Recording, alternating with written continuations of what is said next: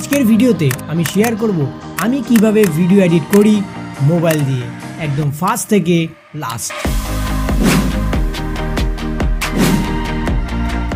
এই চ্যানেলে 150+ ভিডিও রয়েছে, যার মধ্যে সবগুলোই কিন্তু মোবাইল দিয়েই এডিট করা, আর অবশ্যই তার মধ্যে কিছু ভালোও রয়েছে এবং কিছু খারাপও রয়েছে। স্টেপ বাই স্টেপ প্রত্যেকটা প্রসেস আমি বলবো, বাট কোনো প্রসেসেরই আমরা একদম ডিটেলসে যাব না, কেননা সেই বিষয় নিয়ে পরবর্তীতে অবশ্যই ভিডিও আসবে। আর এই প্রসেসগুলো আপনি যে কোনো মোবাইল এডিটিং সফটওয়্যার দিয়েই করতে পারবেন, কেননা প্রসেস তো প্রসেসই। ফার্স্ট স্টেপ আমাদের হচ্ছে অর্গানাইজিং দ্য ফাইলস। মেনলি এটা একটা খুবই কিন্তু সিম্পল জিনিস, বাট খুবই ইম্পর্টেন্ট একটা জিনিস এডিটিং করার সময়। মেনলি প্রথমে একটা আমি ফাইল বানিয়ে নিই, আর সেই ভিডিও নাম অনুযায়ী সেই ফাইলটারও আমরা নাম দিয়ে দিই, এবং তারপরে সেই ফাইলের ভিতরে আমরা যাবতীয় সেই ভিডিওতে ব্যবহৃত যে ব্যাকগ্রাউন্ড মিউজিক রয়েছে, সাউন্ড এফেক্ট রয়েছে, ট্রানজেকশন রয়েছে, ওভারলে সব কিছু সেখানে অ্যাড করে নিই, আর তারপরে আমরা ওপেন করি কাইনমাস্টার। আর এখান থেকে শুরু হয় আমাদের স্টেপ 2, সিলেক্ট এক্সপেক্ট রেশিও।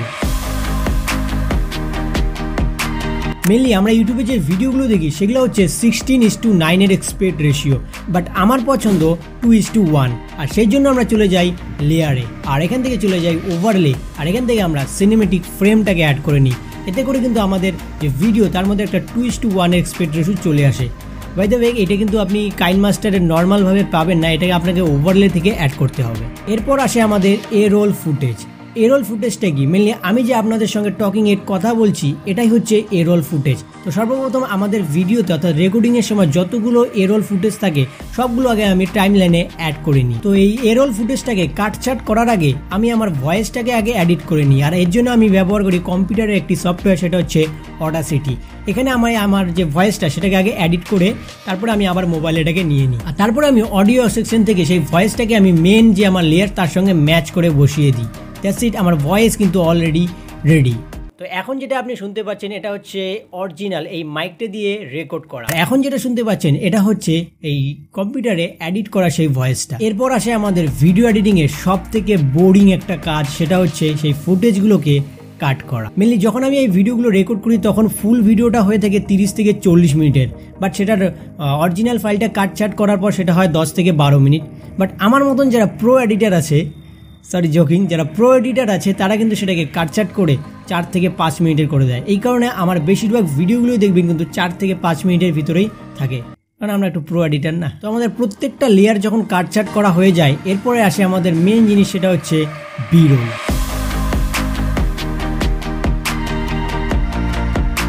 এই বি রোলটা তাহলে কি? মেনলি এই যে এ রোল যে ফুটেজ এর উপরে যে কোনো যদি বসানো হয়, যে কোনো কিছু যদি বসানো হয় সেটাই হচ্ছে বি রোল। তাছাড়া টেক্সট হতে পারে, ফটো হতে পারে, ভিডিও হতে পারে। মেনলি আমার প্রায় ভিডিওতে দেখবেন আমি কিন্তু প্রচুর পরিমাণে বি রোল নিজে ক্রিয়েট করি, এবং তারপরে সেগুলো কিন্তু আপনি এই ফুটেজগুলোর উপরে দেখতে পারেন। আর আপনি এই বি রোল ফুটেজগুলোকে যদি সঠিকভাবে সঠিক জায়গায় বসাতে পারেন বা সঠিকভাবে ক্রিয়েট করতে পারেন তাহলে কিন্তু আপনি স্টোরি টেলিংয়ে একদম মাস্টার হয়ে যাবে। তো গাইস, একটা জিনিস খেয়াল করবেন, একটা গার্লফ্রেন্ড আর একটা বয়ফ্রেন্ডের মাঝখানে কে থাকে? Best friend. সেই রকমই এ রোল ফুটেজ আর বি রোল ফুটেজের মাঝখানে থাকে ট্রানজেকশন, এফেক্ট, ওভারলে।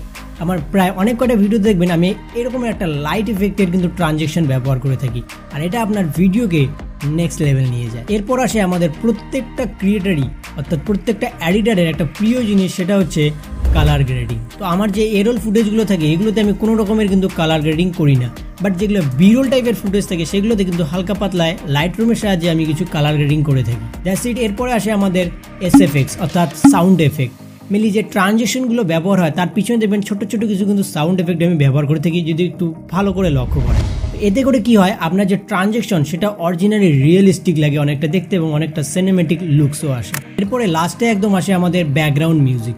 বেশিরভাগ ক্রিয়েটারই কিন্তু দেখবেন ব্যাকগ্রাউন্ড মিউজিক ইউজ করে না, বাট আমি করি। তার একটা কারণ রয়েছে, কারণ আমাদের ভিডিওতে আপনি যতই নয়েজটা রিডাকশন করেন না কেন তার পিছনেই 0.1% হলেও মানে নয়েজটা কিন্তু থেকে যায়। তো এই ক্ষেত্রে আপনি কি করতে পারেন, আপনার যে ব্যাকগ্রাউন্ড মিউজিকটা অ্যাড করার পর সেটার যদি আপনি ভলিউমটা 10 থেকে 15 মাঝখানে রাখেন তাহলে কিন্তু আপনার যে নয়েজটা সেটা কিন্তু পুরোটাই ওই ব্যাকগ্রাউন্ড মিউজিকটা ক্যাপচার করে নেবে, আর এতে করে একটা খুব সিনেমেটিক লুকসও চলে আসবে। That's it. সব কিছু যখন আমরা অ্যাডজাস্ট হয়ে গেছে এরপর আপনি এক্সপোর্ট বাটনে চাপ দিন, আর তারপরে আপনার ভিডিওটাকে এক্সপোর্ট করে ইউটিউবে আপলোড করে দিন।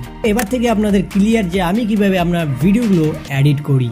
আই হোপ আপনাদের ভিডিওটা ভালো লেগেছে। ভালো লাগলে লাইক, শেয়ার, কমেন্ট, সাবস্ক্রাইব করতে বলবেন না। দেখা হবে খুবই শীঘ্রই নতুন কোনো ইন্টারেস্টিং ভিডিওতে। ভালো থাকবেন, সুস্থ থাকবেন, বাই।